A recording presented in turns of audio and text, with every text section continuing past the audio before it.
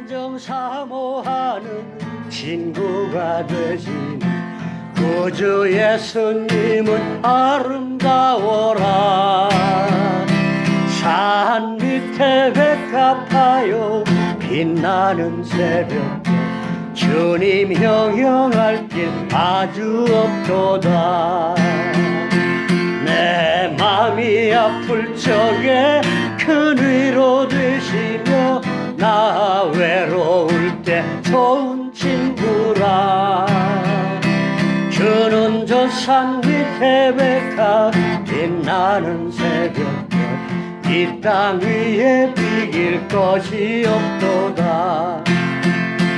내 맘의 모든 염려 이 세상 보라고 주님 항상 같이 하여 주시고, 시험을 당할 때에 악마의 개교를 즉시 물리치사 나를 지키네.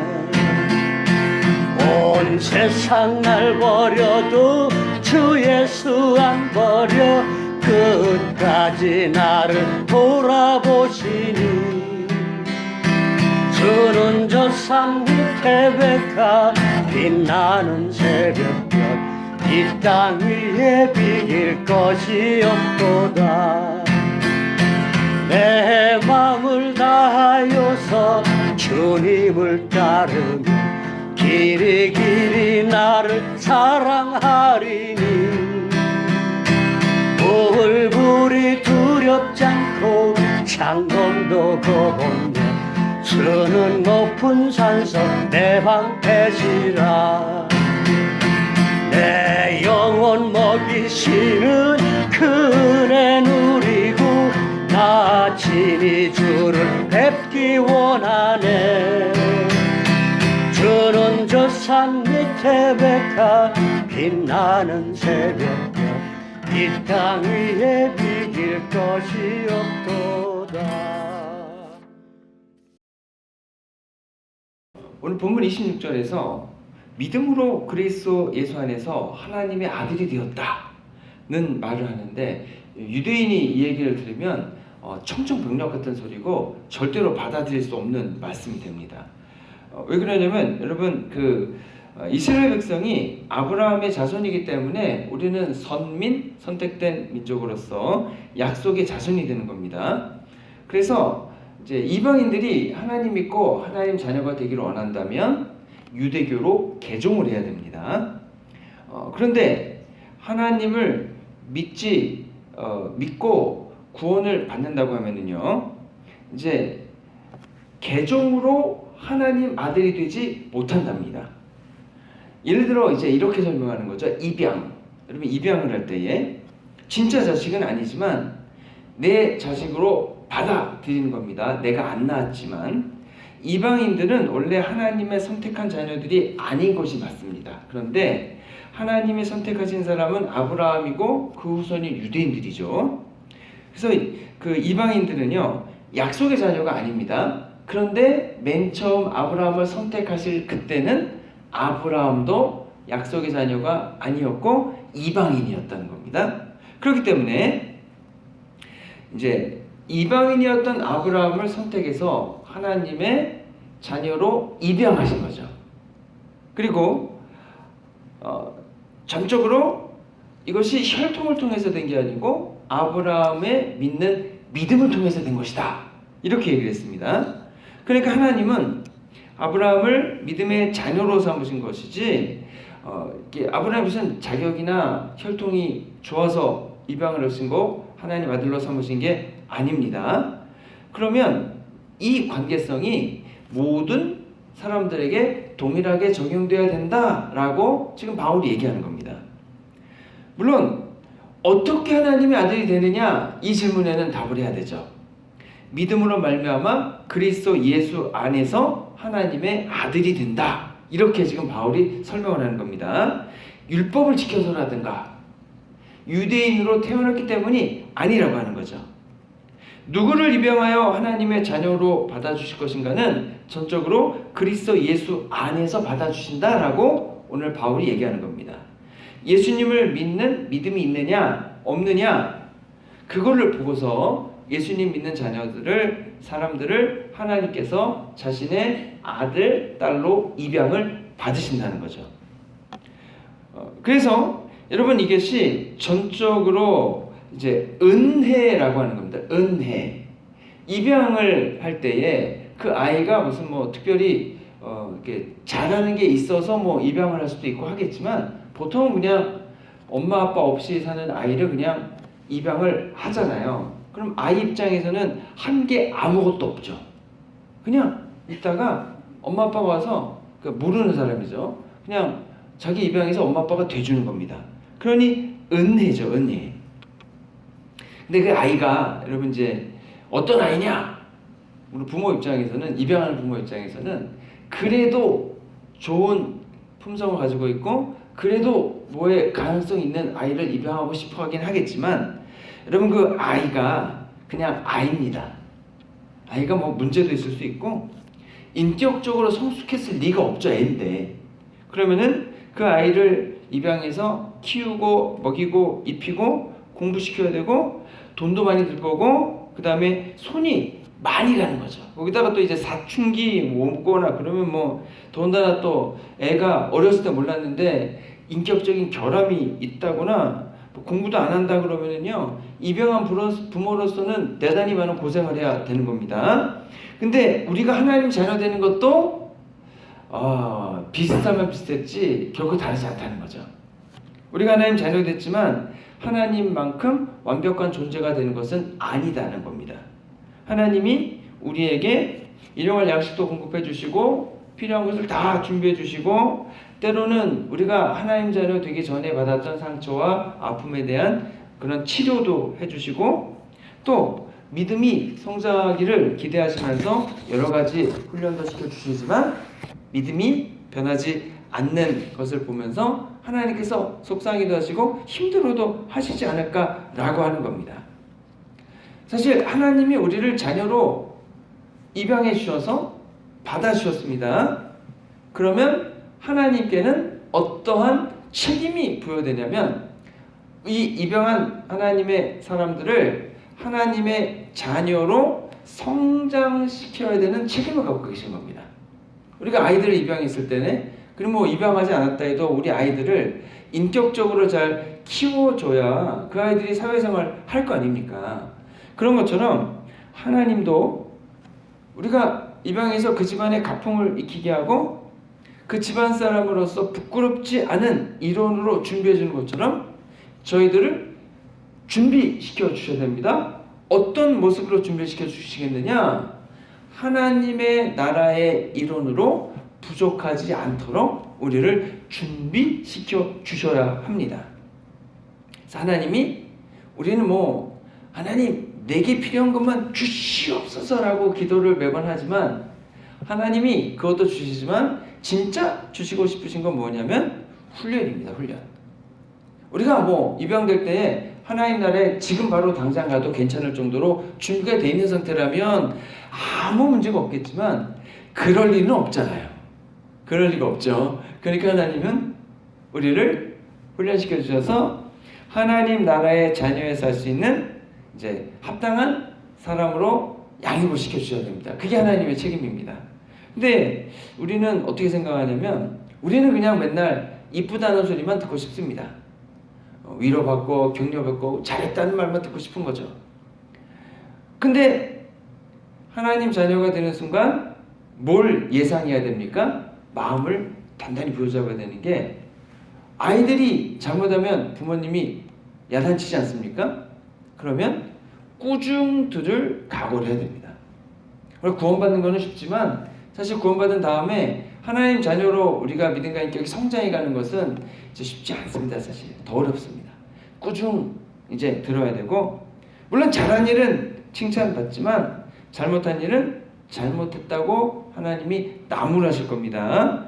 그때의 꾸지람은 야단받는 것은 왜 받습니까? 내가 하나님의 자녀이기 때문에 받는 꾸지람이고 이제 야단받는 거죠. 만약에 하나님하고 나하고 아무 상관이 없다면 내가 하나님 나라를 기준으로 봐서 무언가 잘못하고 무언가 준비되지 않은 일을 한다 하더라도 하나님은 아무 상관을 안 하실 겁니다. 어떻게 하시나요? 그냥 로마서에서 우리가 보지 않았습니까? 내버려 두신다. 내버려 두는 겁니다. 근데 그러면 내버려 두면 어떻게 됩니까? 변하지 않는 거죠. 우리는 그대로 그냥 있는 채 살다가 그대로 하나님 나라에는 문턱도 밟아보지 못하고 그냥 못 가는 거예요. 근데 우리가 하나님 자녀가 됐고 하나님 나라의 일원이 이미 됐기 때문에 하나님께서는 그냥 내버려 두지 않으시고 우리가 하나님 나라에 합당한 자녀가 되도록 우리를 준비시켜 주시는 겁니다. 우리는 칭찬만 받으려고 하지만 잘했다, 이게 칭찬받는 욕구가 다 있기 때문에 이건 당연한 겁니다. 그런데 그거에서 멈춰서는 안 되고 하나님이 주시는 징계, 우리가 성경에서 징계라는 단어를 쓰는데 징계하면 너무 무서우니까 야단, 맞음, 꾸지람 들을 각오는 해야 한다는 거죠. 우리가 여러분 그런 꾸지람 받고 하나님 자녀로서 다 갖춰지고 준비되면 뭐가 좋습니까? 유산을 받거든요. 우리가 입양되면은 법적으로 아들, 딸이 되지 않습니까? 그러면 나중에 유산을 다 받습니다. 그러면 우리가 하나님 나라의 자녀가 됐습니다. 그러면 그 나라에 합당한 믿음과 인격으로 잘 준비해 나갔다가 하나님 나라 가면은 우리도 동일하게 하나님의 유산을 받게 되겠죠. 물론 이렇게 얘기하면 또 하나님은 안 죽으시잖아요. 유산을 어떻게 받아요? 이렇게 물으실 수 있겠지만 그렇게 얘기하는 게 아니고 하나님 우리에게 주시는 게 있다는 거죠. 그걸 받을 거라는 거죠. 그래서 예수님도 하나님의 아들이니까 하나님 아들로서 받는 게 있고 우리도 하나님의 자녀니까 하나님의 자녀로서 받을 게 또 있게 되지 않을까라고 하는 겁니다. 그래서 이 모든 것이 예수님 믿는 믿음 때문에 가능해지는 겁니다. 근데 이런 얘기 들으면 유대인들은 대단히 황당하다는 반응을 보일 거고 절대로 이야기를 안 받아들일 겁니다. 왜냐하면 우리가 아브라함의 직계 후손이다. 아무리 너희들이 믿음으로 믿는다 하더라도 우리가 진짜 유대인이고 하나님이 만드신 민족이야 라고 얘기를 하겠죠. 그래서 이제 생물학적인 자기들은 직계 자녀인데 아무 피도 섞이지 않은 사람이 가족이라고 이렇게 들어오는 것에 대해서 유대인들은 이걸 거부하는 겁니다. 바울도 원래 그랬던 사람인데 자기가 예수님 만나고 보니까 생물학적으로 피를 이어받아서 유대인이 된 것이랑 구원이랑 별로 상관이 없더라라는 것을 깨달은 거죠. 그래서 믿음으로 구원을 받고 하나님의 자녀가 된다라고 하는 본문 26절에서 얘기하는 겁니다. 그리고 이번 27절에서는 세례에 대한 설명을 합니다. 여러분 세례가 여러분 믿음으로 이제 받는 구원의 이제 예식이죠. 기독교인은 세례를 받고요. 유대인들은 뭘 받습니까? 할례를 받죠. 할례는 여러분 아브라함의 후손으로 태어나면 누구든지 태어난 지 8일 만에 받습니다. 그래서 하나님이 선택하신 민족이라는 증거죠. 할례가. 근데 저희는 세례를 받죠. 저희는 언제 세례를 받습니까? 예수님을 그리스도로 믿고 그분을 내 마음속에 맞아들일 때, 물론 회개해야죠. 그때 우리가 예수님이 이제 나의 하나님이 되시고 내가 이제 예수님을 통해서 하나님의 자녀가 되고 하나님 나를 자녀로 받아주신 거거든요. 그래서 여러분 세례와 할례의 차이는 할례라는 행위 자체가 중요합니다. 할례를 받았느냐 안 받았느냐. 근데요 세례는 여러분 세례를 받았느냐 받지 않았느냐도 중요하지만 더 중요한 건 무엇이냐면 진짜 예수님을 믿고 죄를 회개하고 세례를 받았느냐 믿음을 가졌느냐가 더 중요합니다. 할례는 그냥 받으면 되지만 세례는 예수님께 나와 회개하고 예수님을 믿은 다음에 내가 믿었다는 것을 공동체에게 확인하기 위한 그런 이제 과정이거든요. 그래서 세례 예식만 하고 예수님을 안 믿은 사람은 여러분 세례를 받았다 그래서 구원이 보장되지를 않습니다. 그래서 세례는 리추얼 형식이지만 반드시 두 가지 전제 조건이 포함되어야 됩니다. 하나는 회개고 하나는 믿음이죠. 나는 죄인이었다는 것이 깨달아지고 그 죄를 하나님 앞에 나아가 회개하는 겁니다. 회개하는 과정을 통해 나의 죄를 예수 그리스도께서 대속해 주셔서 내 죄를 다 용서해 주셨다는 확증, 이건 내적 확증이죠. 확증을 갖게 되는 겁니다. 그리고 예수님을 메시아로서 나의 구주로서 하나님의 아들로서 죽었다가 부활하심이 믿어지면 그렇게 예수님을 믿는 거죠. 그리고 나서 나도 믿고 나도 교회의 일원이 되고 싶습니다 라고 할 때 세례를 받습니다. 그때 받을 때 공동체 사람들이 그 세례를 주면서 이제 당신은 우리의 일원입니다라고 이제 허용을 받아주는 거죠. 그래서 영접하는 자, 곧 그 이름을 믿는 자들에게는 하나님의 자녀가 되는 아들이 되는 권세를 주셨다라고 했거든요. 그래서 하나님 자녀가 된 증표로서 세례를 받기 때문에 여러분 회개와 믿음 없이 세례 예식만 했다 그래서 여러분 그 회개하지 않았으면은요 죄가 그대로 있잖아요. 죄가 그대로 있는 상태에서 하나님을 만날 수가 없거든요. 하나님께 나갈 수가 없잖아요. 그래서 회개 없는 또 예수님을 믿지 않는데 하나님의 자녀가 될 수가 없잖아요. 예수님이 이제 안 믿으면 예수님이 죽으셨고 부활하셨음을 안 믿는 거잖아요. 더군다나 내 죄를 대신 용서해 주시기 위해서 대신 죽으신 건데 그걸 안 믿는 거잖아요. 그러면 내 죄에 대한 해결이 안 되지 않습니까? 그럼 어떻게 구원을 받아요? 그래서 여러분 회개와 믿음 없는 세례는 그냥 형식일 뿐 구원과는 아무 상관이 없습니다. 그래서 이제 예전에 군대에 가면은 여러분 진중세례식 하잖아요. 그럼 이제 병사들이 이제 막 훈련 받다가 너무 힘드니까 이제 교회에 초코파이 준다 그러면 가고 초코파이 또 한 2개 더 준다 그러면 세례도 받고 막 그러거든요. 그게 별로 의미가 없다는 거죠. 그래서 우리가 이제 실적에 이제 중요해가지고 이제 한국의 이제 어떤 교회들은 이제 이제 교회가 여러 이제 그 교군의 선교부도 있잖아요. 경쟁을 하거든요. 예, 그래서 올해 그 교군은 세례를 몇 명 받았는가 이게 이제 그 목사님이나 전사님을 평가하는 기준도 되거든요. 그럼 이제 세례를 막 줘야 돼요. 그게 많아져야 자기 실적 올라가니까. 그래서 그냥 대충 세례 받으라고 그러면 또 성도님들 잘 모르니까 그냥 세례 받거든요. 그게 의미가 있는가? 별로 없다는 거죠.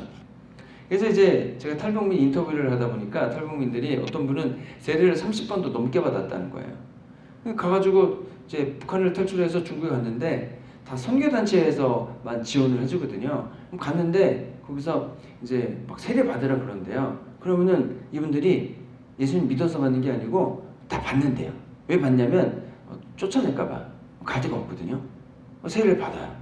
그래서 여기 갔더니 또 받으라고 그래 받고 저기 갔더니 여기서 봐도 받아야 된다고 해서 또 받고 그래서 30번을 넘게 받았다는 거죠. 그래서 예수님 믿어요 그랬더니 믿는데요. 그래서 아니 그냥 형식적으로 예수 세례를 받았는데 어떻게 믿으세요 그랬더니 나중에 남한에 와가지고 이분이 진짜 예수님 믿은 거예요. 그리고 이제 세례를 받은 거죠 다시. 뭐 그런 경우야 뭐 괜찮겠죠. 근데 뭐 세례 자체는 그렇게 큰 의미가 없다는 겁니다. 그러면 여러분 생각해 보십시오. 할례도 마찬가지일 거 아니에요. 할례를 태어나서 8일 만에 아무 의식 없을 때 무조건 받았어요. 그럼 그거 받았다고 무조건 하나님 자녀가 되겠습니까? 더군다나 여러분 할례를 받았다는 얘기는 율법을 지켜야 된다는 얘기입니다. 율법 아래에서 받은 거니까 할례를 받아라도 율법이잖아요. 그러면은 율법을 그 할례가 그 효과가 있으려면 율법을 뭐라 그랬습니까? 하나부터 613가지를 다 지켜야 된다는 거 아니에요. 다 지켜야 의로운 사람이 되지 않습니까? 의로워질 수 있느냐? 안 된다는 거죠. 자, 그래서 여러분 할례로 대표되는 율법을 지킨다는 것이 결국은 율법으로는 구원받을 수 없다는 증거다라고 바울은 얘기합니다. 근데 이제 이런 거 이제 법적인 이런 구분을 떠나서 우리가 기독교인으로서 여러분 세례를 받으면 좋은 게 뭡니까? 세례를 받기 전에 두 가지가 전제된다 그랬잖아요. 회개와 믿음. 진짜 내 죄를 깨닫고 회개하고 죄 용서 받고 예수님을 믿고 내 마음속에 맞아들이게 되면 어떤 일이 일어납니까? 그리고 세례 받는 거지만 성령님이 내게 임재하시잖아요. 이게 굉장히 큰 차이점이죠. 초대교회 때는 여러분 세례를 받을 때 성령 임재하시는 경우가 대단히 많았습니다. 그래서 이것을 성령 세례다라고 했는데 이제 기독교인이냐 아니냐 요 구분이 성령님의 임재하셨느냐 하지 않았느냐 요걸로 구분하기까지 했습니다. 여러분 성령 세례는 언제 받습니까? 예, 할례를 받았다고 성령님이 임재하십니까? 아니죠. 죄를 회개하고 예수님을 믿으면 성령 하나님 내게 임재하시는 겁니다. 아브라함의 자손으로 할례 받고 선택받은 민족으로 태어났다 그래서 성령님이 자동으로 임재하시지를 않습니다. 그래서 바울은 이것을 새로운 옷을 입는 것으로 비유하고 있죠. 아브라함의 자손으로 할례 받고 선택된 민족으로 태어난 것은 예전에 입었던 옷이라는 겁니다. 근데 이 예전에 입었던 옷으로는 하나님 나라에 들어갈 수가 없다는 거죠. 물론 옷은 아무거나 입을 수 있지만 여러분 특별한 행사 있을 때는 드레스 코드라는 게 있잖아요. 예를 들어서 장례식 가야 되는데 결혼식 복장으로 갈 수는 없잖아요. 그런 것처럼 우리가 어떤 그 옷을 입고 하나님 나라에 갈 수 있느냐, 할례나 율법의 옷을 입고 갈 수 있느냐, 안 된다는 거죠. 바울은 믿음으로 옷을 입고 그 다음에 예수 그리스도로 옷 입은 다음에 세상을 이처럼 사랑하사 독생자를 주신 그 독생자를 믿는 믿음으로 우리가 멸망치 않고 영생을 얻는다 했으니까 그 새로운 옷을 입고 어디로 가야 됩니까? 하나님 나라 가는 거죠. 그러니까 왜 자꾸 옛날 옷, 율법을 자꾸 지켜야 된다고 하느냐? 그렇지 않다는 겁니다. 다시 우리가 옛날 옷을 입을 필요가 없고 지금 새롭게 입은 옷을 입고 믿음으로 예수님 믿고 하나님 나라 천국으로 가야 된다는 거죠. 요가 비슷한 개념이 사실 여러분 새로운 피조물이라고 하는 거죠. 우리가 옛것은 지나갔고 버려야 되고 새로운 피조물로 새롭게 만들어졌다. 이 얘기를 하는 겁니다. 사실 여러분 세상에는 이제 차별이 있고 불평등이 있습니다. 차별과 불평등은 어디서 오냐면 차이에서 오죠. 차이. 격차가 있는 겁니다. 격차. 높고 낮음이 있죠. 그래서 지금 우리가 이 자본주의 사회에서 뭘로 큰 차이를 만듭니까? 돈이 얼마나 있느냐로 돈의 격차를 가지고 얘기하죠. 그래서 사실 지식의 격차도 있습니다, 여러분. 그래서 지식의 낙차성 얘기하면은 지식이 많은 사람이 있고 지식이 적은 사람이 있을 때 지식이 많은 사람이 지식이 적은 사람을 가르치는 거죠. 선생님이 많이 알고 계시고 학생은 모르니까 이제 낙차성을 가는 거죠. 근데 이제 이런 차이가 여러분 크면 클수록 차별이 사실은 커집니다. 그래서 옛날에 여러분 신분제도 있었잖아요. 그래서 양반도 있었고, 그다음에 왕실도 있고, 그다음에 중인도 있고, 평민이 있고, 노비 있고. 그래서 여러분 평민하고 중인의 차이는 별로 크지 않죠. 그런데 왕과 노비의 차이는 너무 크죠. 너무 크죠. 근데 이제 저희는 민주주의 시대 사니까 뭐 그 대통령도 한 표를 행사하고 거지도 한 표를 행사하니까 우리는 별로 차이가 없다고 생각을 합니다. 근데 이제 그런 면에서는 차이가 없지만 사실 신분의 차이는 없지만 다른 차별이 존재하죠. 그래서 아까 말씀드린 것처럼 돈이 차별의 기준이 되고, 그래서 한국은 뭐 재벌이냐 아니냐가 재벌이 새로운 신분이 된 것 같아요. 이제 재벌이냐 아니냐. 그런데 여러분 사람들은 이렇게 차이를 만들고 차별을 만드는데 이런 차이와 차별을 만드는 뒤에 배경은 누구냐면 저는 사탄이라고 생각하거든요. 사탄은 언제나 차이를 만들고 차별을 만들어서 나누죠. 구분하죠. 그래서 네 편 내 편을 나누고 그래서 너는 내 편이야 내가 너 편이 돼줄게 이쪽에다는 나는 네 편이야 네 편이 돼줄게 그러니까 서로 싸워 이렇게 싸우게 하고 분열을 시키죠. 유대인들이 그래서 이제 이방인들과 우리는 너희와 차이가 있어. 그리고 그 차이 때문에 너희는 차별받는 게 당연해. 너희는 구원을 못 받아. 우리는 구원을 받아. 아브라함의 후손이니까 이렇게 얘기하는 겁니다. 우리는 죄송합니다. 우리는 할례도 받고 율법도 지키니까 너희와는 차이가 있어. 너희는 율법도 지키지 않고 할례도 안 받았으니까 너희는 우리가 차별하는 것을 당연하게 받아들여야 돼. 이렇게 얘기하는 겁니다. 근데 그 차이와 차별의 그 궁극적인 내용은 우리는 구원을 받고 너네는 구원을 못 받아. 이렇게 되니까 문제가 되는 거죠. 바울도 옛날엔 그렇게 생각했습니다. 그래서 바울이 차이와 차별을 대표적으로 어떤 식으로 했습니까? 기독교인들은 잡아다가 감옥에 가두고, 그 다음에 이제 끝까지 안 믿기를 거부하면 어떻게 했습니까? 잡아 죽이고, 이것을 스스로 합리화했죠. 근데 여러분, 성경적으로 봤을 때 이 차이는 어디서 옵니까? 누가 만들었습니까? 하나님 만드셨어요. 그래서 대표적으로 이제 남자와 여자를 봐도, 여러분, 남자와 여자의 그 차이는 무엇입니까? 남자는 힘이 세고 여자는 힘이 약하고. 그래서 이제 옛날에 칼을 들고 전쟁할 때는 힘센 남자가 힘이 있으니까, 차이가 있으니까 이제 여성들을 차별했죠. 그래서 여성들에게는 뭘 안 줬습니까? 족보에도 이름 안 올려주고, 그다음에 여성들은 재산도 물려주지 않고 다 남성들만, 이제 남성 중심의 사회를 만들었잖아요. 그러면 여러분, 하나님이 그 남자와 여자를 만드신 거는 잘못한 일이 되는 겁니다. 그렇게 만들면 안 되는 거죠. 그 차별의 원인이 하나님이니까. 근데 하나님이 왜 남자와 여자를 만들었느냐?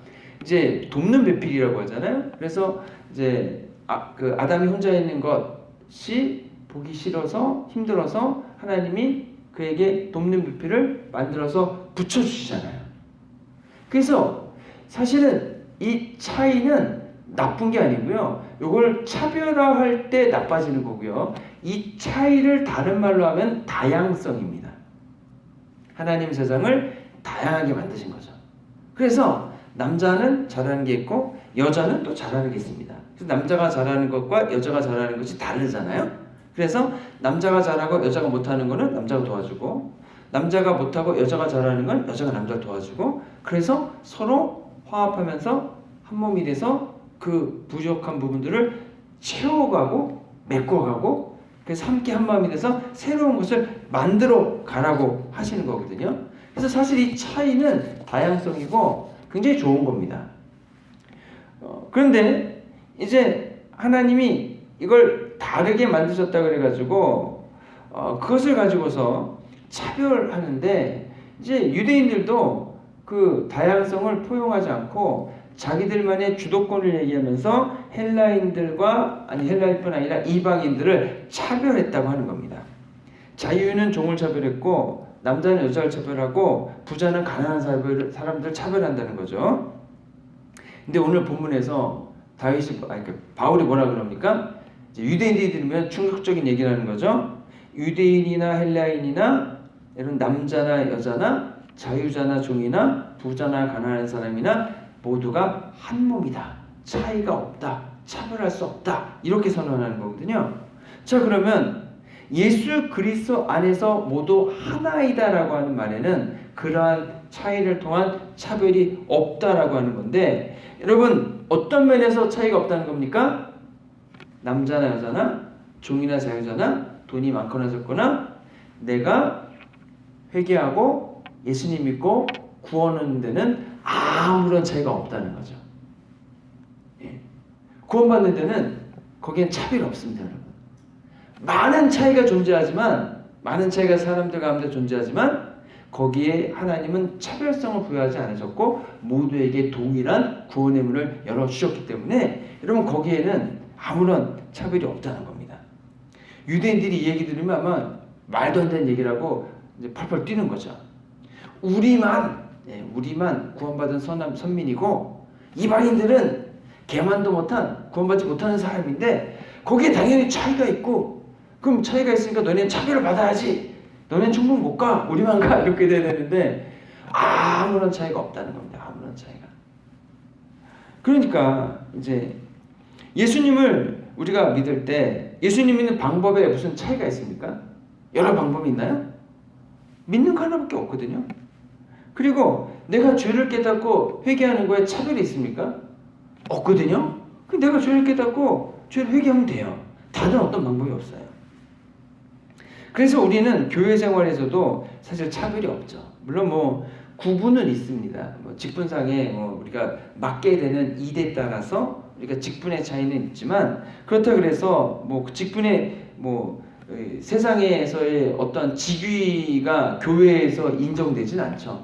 뭐 세상에서 뭐 아주 뭐 대기업 회장님이라 그래가지고 교회 와가지고 뭐 자동적으로 뭐 장로님 되는 건 아니잖아요. 그리고 뭐 세상에서 교수님이라 그래가지고 교회 와서 자동적으로 뭐 교육부장 되는 건 아니잖아요. 그런 건 아니죠.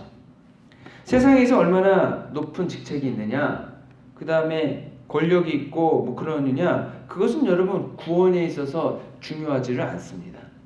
그런 게 중요하다 그러면은 사실 하나님이 제일 높으시죠? 하나님만큼 지식 가지신 분이 없고, 하나님만큼 권력 가지신 분이 없고, 돈 가지신 분이 없잖아요. 그럼 이제 다 하나님 앞에서 꿇어야 되는 건데, 이제 주님이 그렇게 하시지 않고 우리에게 구원의 길을 주시는데 죄를 깨닫게 하시고, 그래서 죄를 용서받게 하시고, 우리의 구원자이신 예수님을 믿게 하시고 믿음을 주시고, 그래서 믿고 우리가 하나님 자녀 될 수 있는 길을 주시는 겁니다. 그래서 우리는 모두가 한 몸이 될 수 있어요. 한 몸. 어떻게 한 몸이 될 수 있습니까? 모두 동일한 과정을 통해서, 똑같은 과정을 통해서 예수님 믿고 회개하고 하나님 자녀 됐거든요. 요 면이 모두가 똑같아요. 그래서 요걸 기준으로 해서 우리가 예수님 믿은 하나님의 자녀잖아요. 예수 그리스도 안에서 우리는 모두가 하나가 될 수 있어요. 그래서 다른 차이점 가지고 하는 게 아닙니다. 그래서 예수 믿는 믿음으로 우리가 교회에서 하나가 될 수 있다는 겁니다. 다양성? 예, 다양성이 있는데 그 다양성은 무엇을 중심으로 통일성을 이룹니까?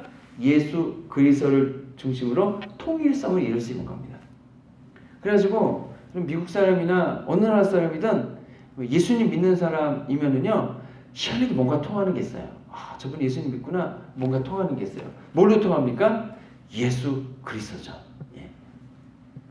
자, 그래서 여러분 우리가 교회 와서 이제 뭘로 하나가 되냐? 예, 저 사람은 나랑 성향이 비슷하니까 MBTI 해봤더니 저 사람도 이거 나도 이야. 그러니까 우리는 하나야. 저분은 충청도 분이니까 나랑 하나야. 저에게는 충청도가 대세지 않습니까? 예, 하나야. 또는 저분은 나랑 취미가 같으니까 열심히 축구 하면서 하나가 되는 거야. 그런 걸로 되는 게 아니고요. 예. 우리가 교회에서 하나가 되는 것은 무엇으로 하나가 된다고요? 나를 구원해 주신 예수 그리스도 한 분으로 하나가 되는 겁니다. 나머지 성격이 다르고 잘 살거나 못 살거나 뭐 그런 거는 다 중요하지 않아요.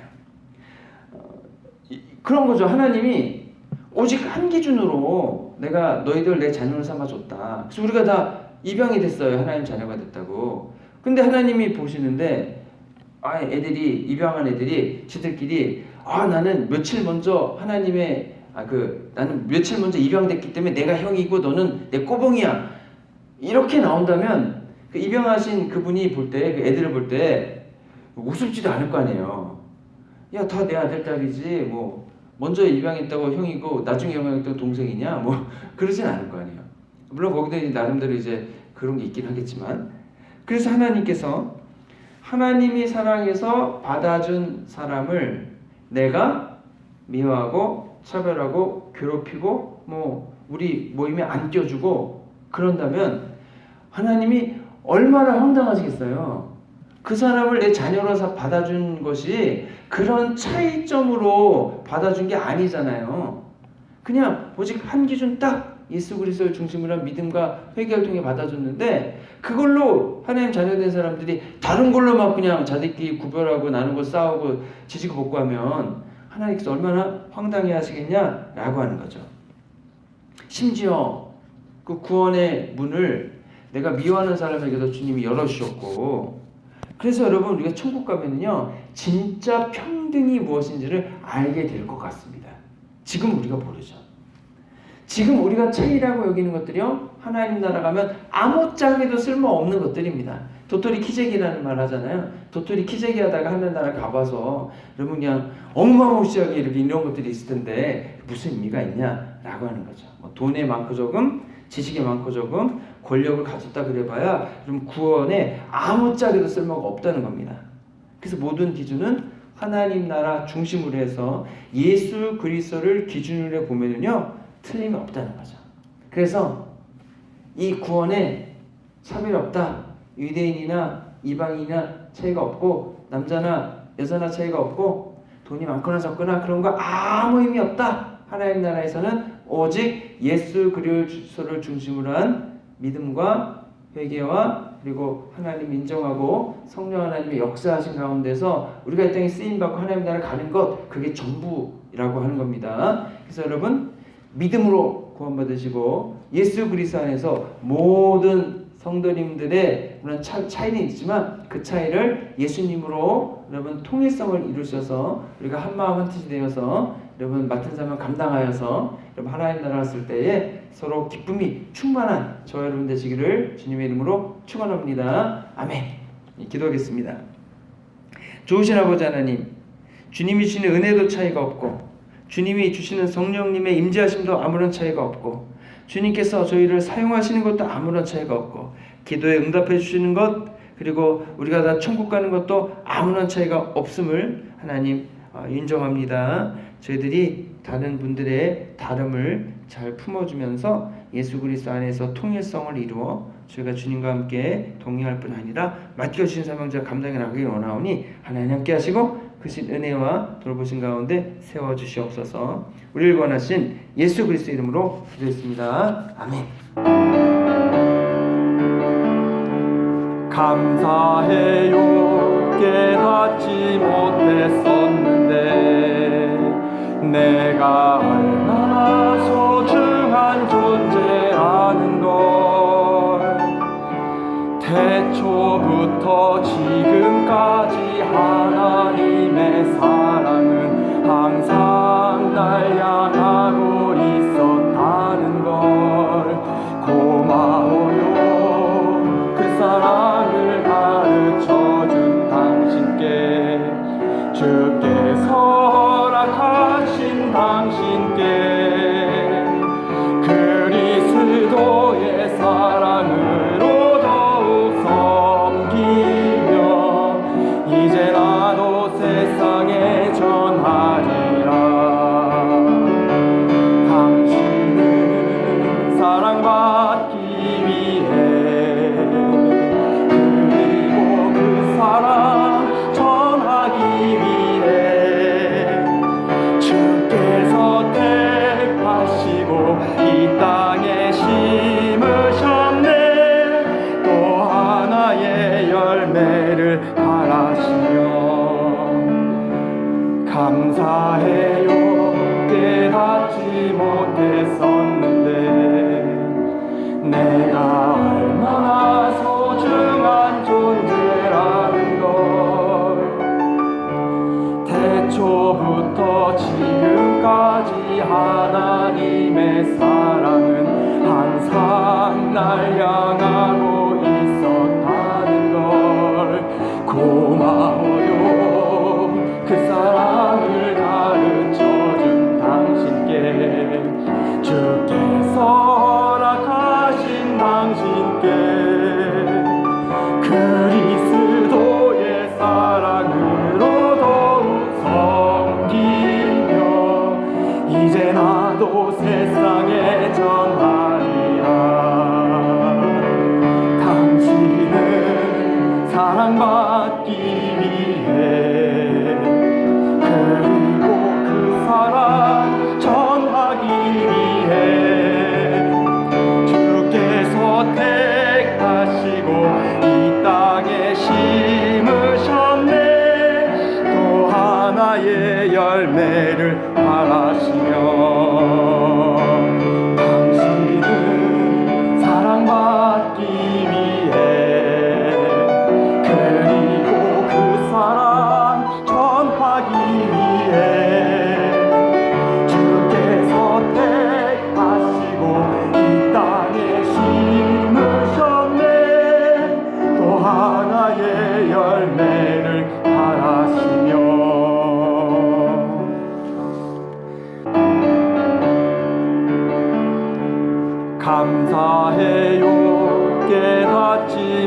못했었는데 내가 얼마나 소중한 존재라는 걸 태초부터 지금까지 하나님의 사랑은 항상 날 향하고 있었다는 걸 고마워요.